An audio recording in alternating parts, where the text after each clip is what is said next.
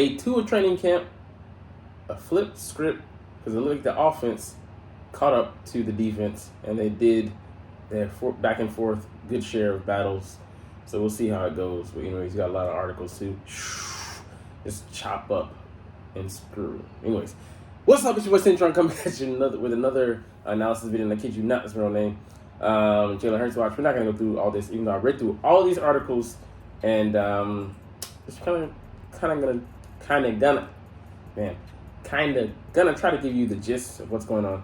But with this one, I just kind of wanted to highlight Jalen Hurts' final stats of the day: 10 for 14, 2 sacks. He looked efficient, but he's yet to really hit his stride. Although he did better today, throwing the ball, getting the ball to his stars. But you can see, unlike the Dallas quarterback, he doesn't turn the ball over. He takes care of the ball. He's very proficient in that. So let's get into who deserved the game balls for the offensive and defensive side today. Last time they went to our freak tight end, what's his name? Tyree Jackson, and then Christian Ellis last time.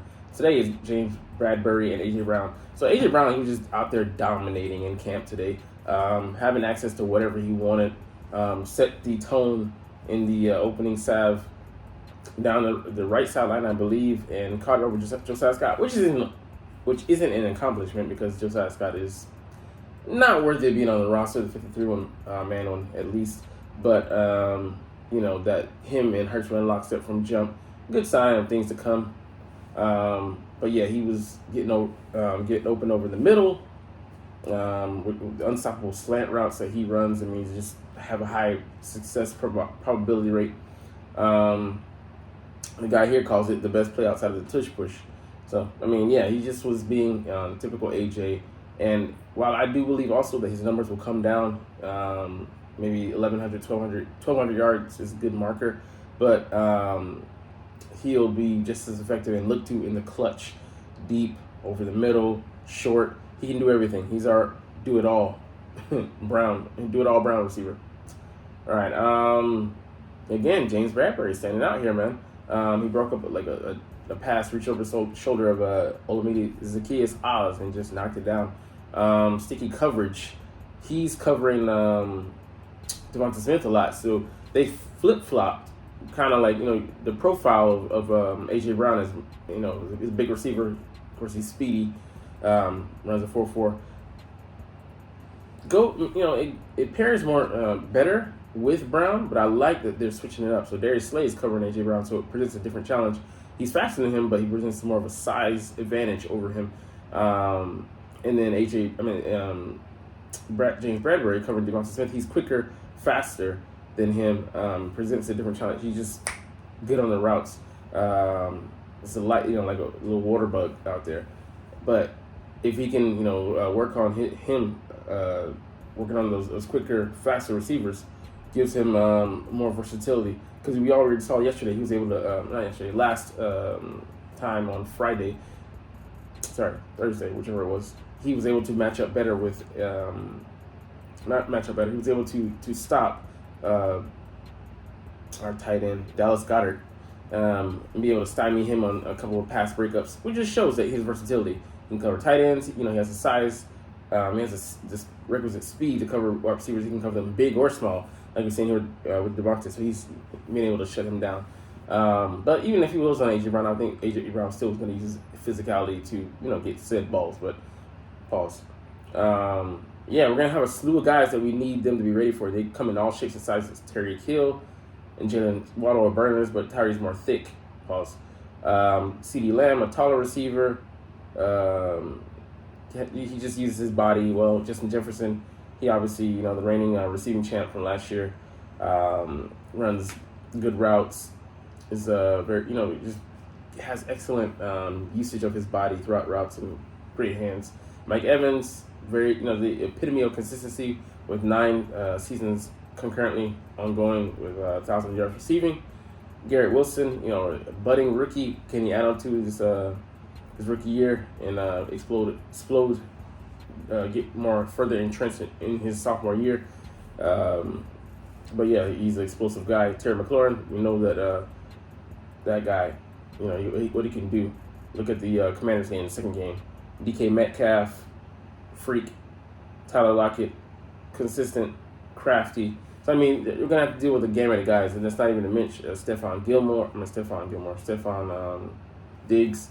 Buffalo comes to town. So I mean, there's a number of guys. I'm looking forward to the challenges we're gonna face on that side upcoming. But let's get pretty much a good overview of training camp day 2. Yeah, AJ Brown's still good. It's good to see that.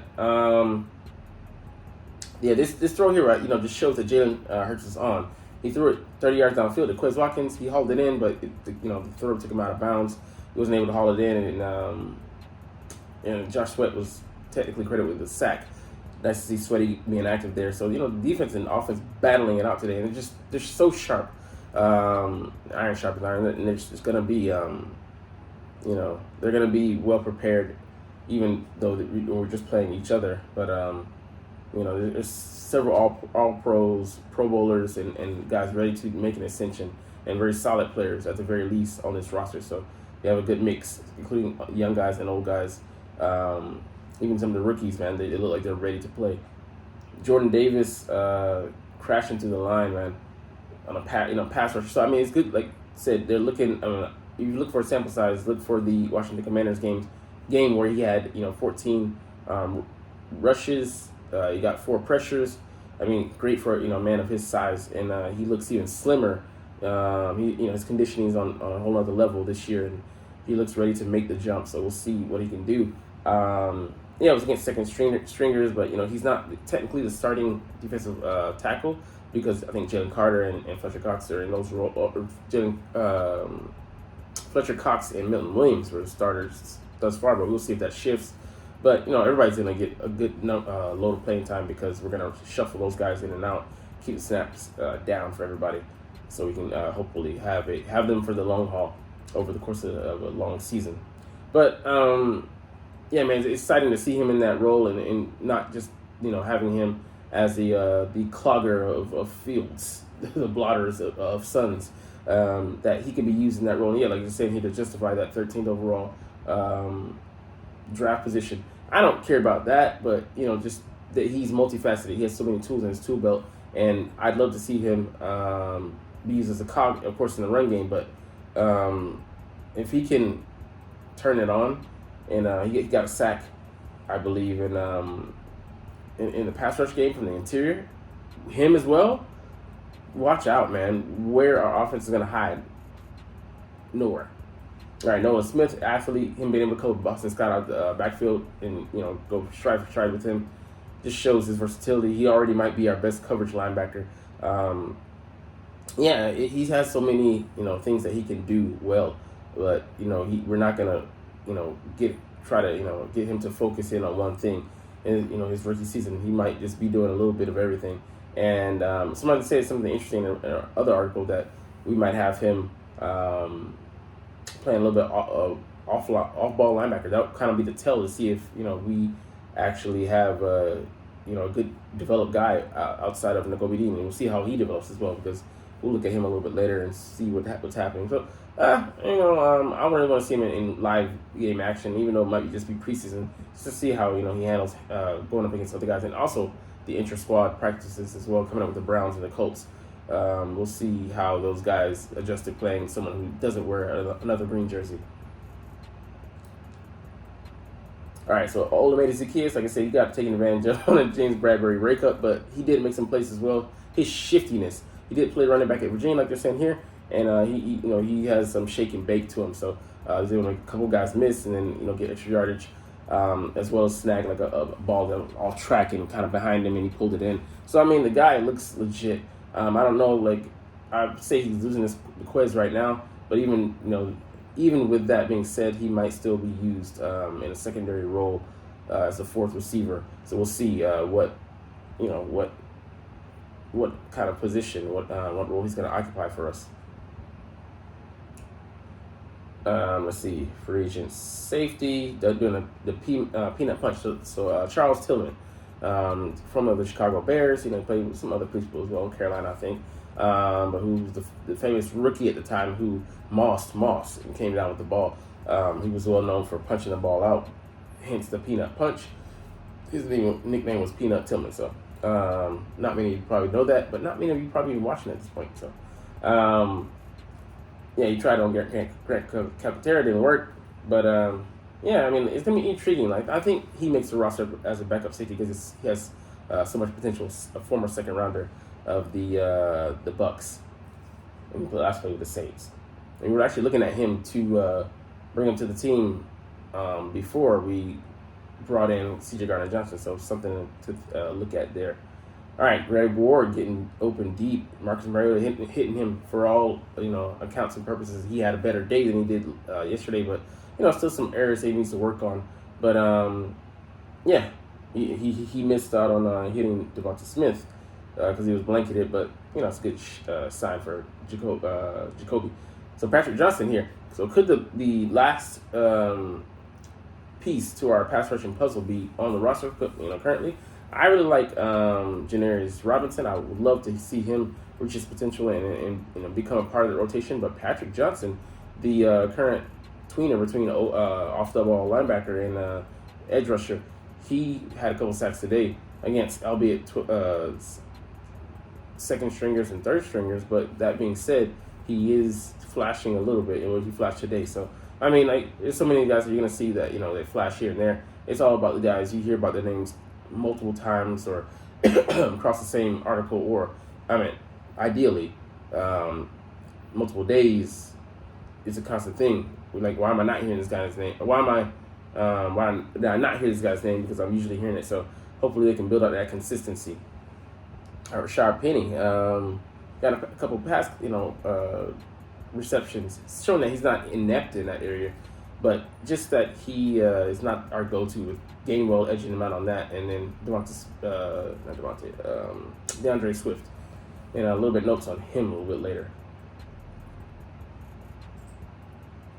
So let's get into some random things, but Derek Barnett and his contract. So he got a pay cut.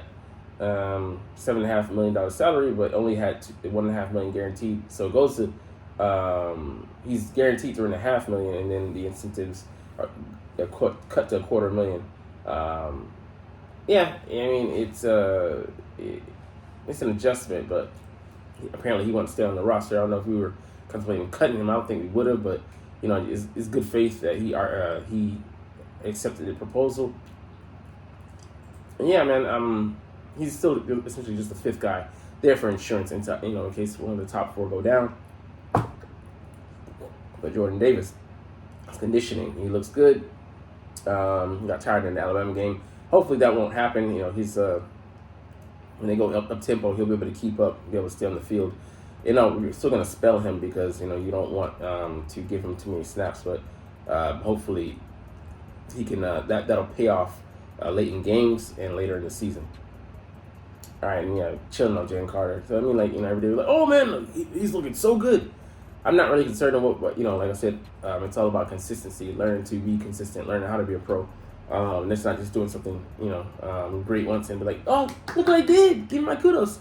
But doing it day after day, week after week, quarter after quarter, because, the season, used to be 16 games, but now it's 17, so I mean, still quarterly. You try to, find that rhythm and stick with it. So, all right, Sean Desai, he talks about Nakobe Dean and Sidney Brown and some other topics, but we're not going to get too much on him. He's kind of just talking in how do you say, in metaphor, or just like kind of in generalities. But that being said, one thing he did say that I liked was he gives them a lot of information. Of course, some people say that it wasn't a lot, but the installs, where they give them, they'll chunk, test and quiz them, go out there in the field and really, see what's what. But he said they're going to put guys in different situations and see how they handle playing in the heat. So you want to see how guys adapt. So it's great to see that he's, situation it just really I don't know. It's really strange that I see that that Jonathan Gannon. I mean, I don't know if they didn't have a overseer, but I feel like they had a guy on the staff last year, and Vic Fangio. I don't know if he couldn't overstep his bounds, but you saw that this guy wasn't great at adjusting and on some things. They just gave him too much leeway.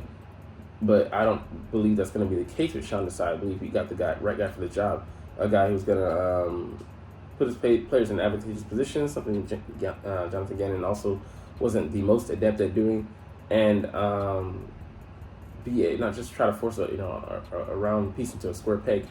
Hey, you really got to coaches that believe their scheme over everything. They're not willing to work with players and work with what they have. So I believe Sean Desai has some great talent to work with, but I don't think he's going to force things either. So I just took that away from him. That of course, I think that's the general thing that most coaches would say, but somehow I just get the feeling that things are going to be a lot different this year with him at the helm. All right, the last thing we'll look at today, training camp practice notes. So Nick Sirianni battling against complacency, man. And yeah, it's something you have, you go to the Super Bowl, you're like, I made it, but of course, a lot of guys on this roster, they don't feel content in the least. They're pissed. And they're using that as motivation. Let it go, but they're using it as a driving force for them to try to springboard into the season. Let's see. Okay, Hurts came close to throwing an interception. All right, we see that Hassan Reddick is still out. Of course, he's going to be out until most likely next week. Limited participants: Derek Barnett and Monte Maddox. Devin Allen is a non-football injury. And Sirianni being fiery here. He said, we're going to practice till we got it perfect. You don't think we're pursuing perfection? If it ain't perfect now, it ain't going to be perfect then. I'm like, bravo, coach. I mean, not letting us sit on and rest on our laurels, because last season, we had a successful season by all measures. Of course, you came up short in the ultimate goal, winning the champ. But that being said, we went a lot farther than we were supposed to go, and we're expected to go. And people could sit back at home and be happy about it, and let complacency settle in, and that one of the most dangerous places to be, because by the time you realize you're already in that it's just that mindset. I'm good. That relaxed mindset. There's no sense of urgency. So he's trying to give it to us now, so we can carry that into the season and make it and let it fuel us and build that and build that structure we're trying to build right now, because you can't wait in like the grasshopper and do it later. All right, Cam Jurgens with the first team again. So yeah, it's not like seeing like he's splitting with Tyler Steen like Jordan Mailata did with Andre Dillard. No, they're giving him a job until he proves otherwise. All right, so this is what I really liked. Active practice for DeAndre Swift as a receiver. Looks like a natural pass catcher, and yeah, like it should be night and day from last season, which isn't even saying much, because we didn't target the running back that much last season.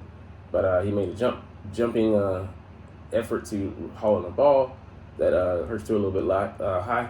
Hasn't really dropped the ball. He had one thing off his hands that caused the interception. I think it was Mariota. But yeah, I mean, like it's gonna be a big piece of our offense and give us a lot of versatility. All right, so OZ, as they call him, Olamide Zaccheaus, showing some shakeability. He can break tackles. So he's a very solidly built guy, and he has some cutting ability that we're gonna like. And I'm interested to see how much we're gonna see him on the field. But when he does hit it, I think he's gonna be a net positive. All right, Marcus Mariota working out the kinks. Had a nice flip to Trey Sermon while navigating the pocket, and nice strike to Deion Kane over the middle. And he went downfield, as we spoke about earlier, but the worm burners, Donovan McNabb, he always have a couple of those a game, and just like, what in the hell are you doing? And you know that his feet, his footing was not very good, just very inconsistent, and why that would float from time to time just showed his lack of dedication to the finer details. Getting complacent. I think he did, to some extent. Of course, Jalen Carter pressuring. Like I said, we talked ad nauseum about him.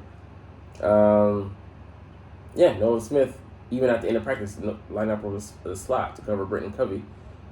Interesting utilization, but he might be our best cover. Like I said, he already might be our best coverage linebacker. And Kobe Dean, we heard about him getting worked over by I forget someone, but someone said they haven't heard him about him flashing yet in training camp last year or this year. I'm like, because when it came to the regular season games, he, like you look at the Titans game, he was on it. So maybe he's one of those guys that doesn't necessarily flash in practice. He has to learn to get that ability. Let's be real. We don't have a lot of elder statesmen, really anybody. Nicholas Morrow, and he still isn't even maybe the best linebacker on our roster in the linebacker room. So unless you have that shining example for guys to emulate in and outside of practice, it's gonna be you have to pretty much be a self-made, self-raised product. So not really getting down on him, but we'll see how it goes. And this also is another great positive outlook, positive development. Grant Calcaterra taking the rest of the first team, so we could have those double tight end sets, and maybe we're going to look at him over Jack Stahl to give us more of a receiving push. And that's his game, but hopefully it can be better with the blocking element to keep defenses honest and keep them more off balance. That being said, if he's able to become even a smidge of a threat, man, watch out. Just makes this offense all the more dangerous. Yeah, so they're talking about he hasn't flashy. Flash. Okay, it was Nicholas Morrow struggling. Nicole Dean got beat the last practice. That being said, it was Dallas Goedert. A lot of people are gonna struggle. I don't think we have a linebacker on our roster that can keep up with him. To be honest. But yeah, we'll see how things develop. All right, some notes here about Joseph Nagata. Me being a practice squad level guy, and he's getting flagged. Sure, if you're hearing your name, most likely, it's a bad thing.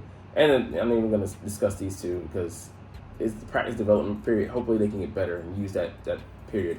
And hopefully, Christian Ellis is still attending those sessions. So that's all we're going to get into today. No long. This video felt, for me, kind of aimless. I'm like, oh, okay, well, it's so much going on. There's just so much information to diffuse and to assimilate into one video. But anyways, that's it. As always, it's fly, Eagles, fly, and let's motherfucking go!